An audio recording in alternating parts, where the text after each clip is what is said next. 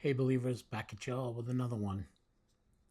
Today we're going to go for a little trip to New York City. I went there to see a couple of Christian concerts, so today we're going to do our daily Bible reading, Proverbs 22, 23, 24, and 2 Corinthians chapter 8. And we're going to do it in the backdrop of the Big Apple. Not to be confused with the apple from the garden, but at any rate, the Big Apple. So let's get into it. Proverbs chapter 22. A good name is to be more desired than great wealth. Favor is better than silver and gold. The rich and the poor have a common bond. The Lord is the maker of them all. The prudent sees the evil and hides himself, but the naive go on and are punished for it. The reward of humility and the fear of the Lord are riches, honor, and life. Thorns and snares are in the way of the perverse. He who guards himself will be far from them. Train up a child in the way he should go. Even when he is old, he will not depart from it. The rich rules over the poor, and the borrower becomes the lender's slave. He who sows iniquity will reap vanity, and the rod of his fury will perish. He who is generous will be blessed, for he gives some of his food to the poor. Drive out the scoffer, and contention will go out. Even strife and dishonor will cease. He who loves purity of heart and whose speech is gracious, the king is his friend. The eyes of the Lord preserve knowledge, but he overthrows the words of the treacherous man. The sluggard says, "There is a lion outside. I will be killed in the streets." The mouth of an adulteress is a deep pit. He who is cursed of the Lord will fall into it. Foolishness is bound up in the heart of a child. The rod of discipline will remove it far from him. He who oppresses the poor to make more for himself, or who gives to the rich, will only come to poverty. Incline your ear and hear the words of the wise, and apply your mind to my knowledge.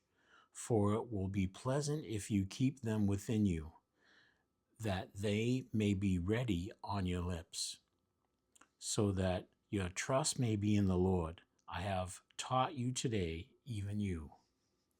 Have I not written to you excellent things of counsels and knowledge, to make you know the certainty of the words of truth, that you may correctly answer him who sent you?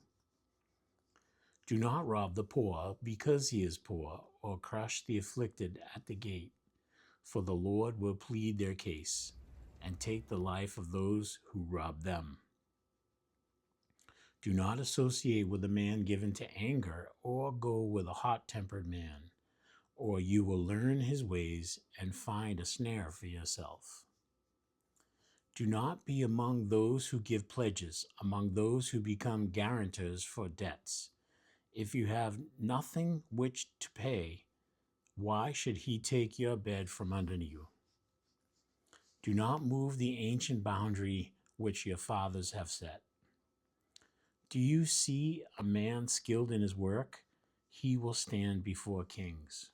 He will not stand before obscure men. Proverbs chapter 23. When you sit down to dine with a ruler, consider carefully what is before you, and put a knife to your throat, if you are a man of great appetite. Do not desire his delicacies, for it is deceptive food. Do not weary yourself to gain wealth. Cease from your consideration of it. When you set your eyes on it, it is gone. For wealth certainly makes itself wings like an eagle that flies toward the heavens. Do not eat the bread of a selfish man, or desire his delicacies. For as he thinks within himself, so he is. He says to you, "Eat and drink," but his heart is not with you. You will vomit up the morsel you have eaten and waste your compliments. Do not speak in the hearing of a fool, for he will despise the wisdom of your words. Do not move the ancient boundary or go into the fields of the fatherless, for their Redeemer is strong. He will plead their case against you. Apply your heart to discipline and your ears to words of knowledge. Do not hold back discipline from the child. Although you strike him with the rod, he will not die. You shall strike him with the rod and rescue his soul from Sheol. My son, if your heart is wise, my own heart also will be glad, and my inmost being will rejoice when your lips speak what is right. Do not let your heart envy sinners, but live in the fear of the Lord always. Surely there is a future, and your hope will not be cut off. Listen, my son, and be wise, and direct your heart in the way. Do not be with heavy drinkers of wine, or with gluttonous eaters of meat, for the heavy drinker and the glutton will come to poverty, and drowsiness will clothe one with rags. Listen to your father who begot you, and do not despise your mother when she is old. Buy truth and do not sell it. Get wisdom and instruction and understanding.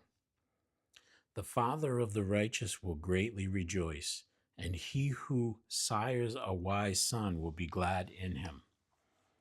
Let your father and mother be glad, and let her rejoice who gave birth to you. Give me your heart, my son, and let your eyes delight in my ways. For a harlot is a deep pit, and an adulterous woman is a narrow well. Surely she lurks as a robber, and increases the faithless among men.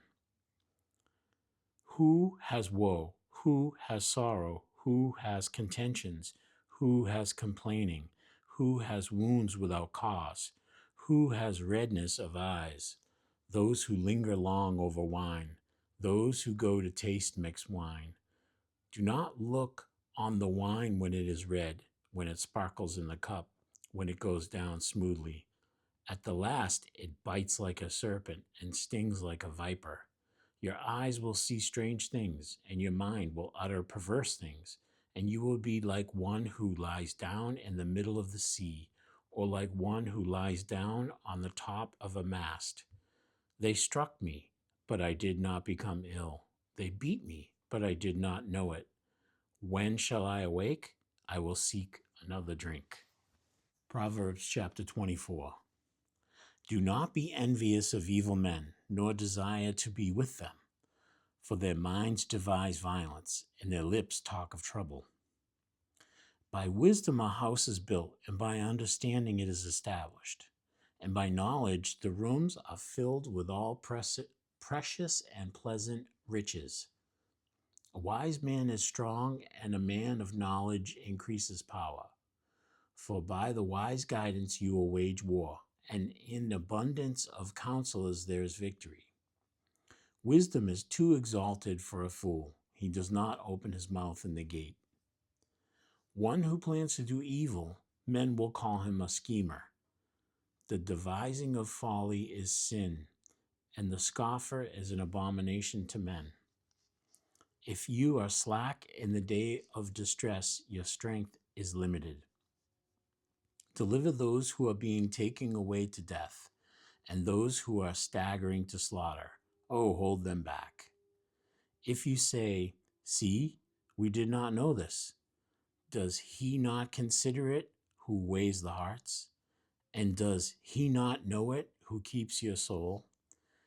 And will he not render to man according to his work? My son, eat honey, for it is good. Yes, the honey from the comb is sweet to your taste.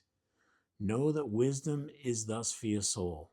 If you find it, then there will be a future, and your hope will not be cut off. Do not lie in wait, O wicked man, against the dwelling of the righteous. Do not destroy his resting place.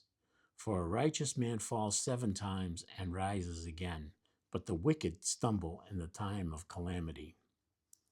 Do not rejoice when your enemy falls, and do not let your heart be glad when he stumbles, or the Lord will see it and be displeased, and turn his anger away from him. Do not fret because of evildoers, or be envious of the wicked, for there will be no future for the evil man.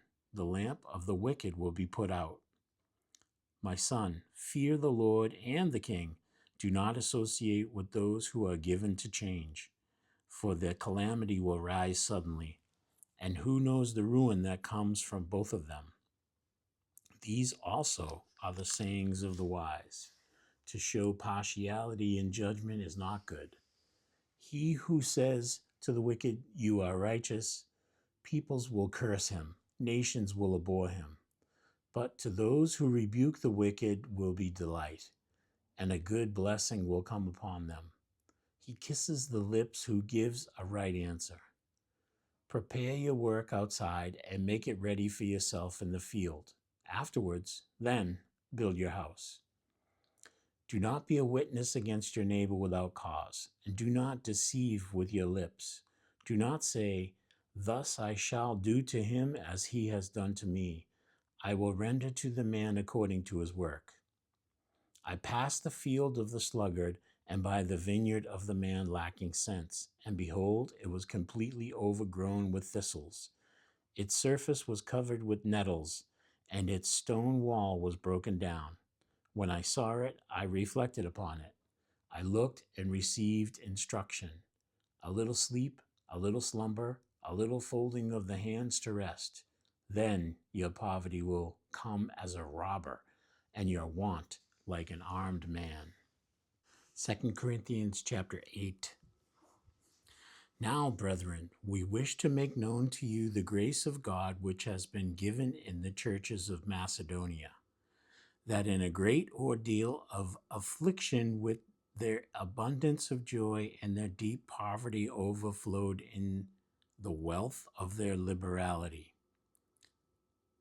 For I testify that according to their ability, and beyond their ability, they gave of their own accord, begging us with much urging for the favor of participation in the support of the saints. And this, not as we had expected, but they first gave themselves to the Lord and to us by the will of God. So we urged Titus that as he had previously made a beginning, so he would also complete in you this gracious work as well. But just as you abound in everything, in faith and utterance and knowledge and in all earnestness and in the love we inspired in you, see that you abound in this gracious work also. I am not speaking this as a command, but as proving through the earnestness of others the sincerity of your love also. For you know the grace of our Lord Jesus Christ, that though he was rich, yet for your sake became poor, so that you through his poverty might become rich. I give you my opinion in this matter, for this is to your advantage, who were the first to begin a year ago, not only to do this, but also to desire to do it, but now finish doing it also, so that just as there was the readiness to desire it, so there must be also the completion of it by your ability. For if the readiness is present, it is acceptable according to what a person has, not according to what he does not have. For this is not for the ease of others and for your affliction, but by way of equality.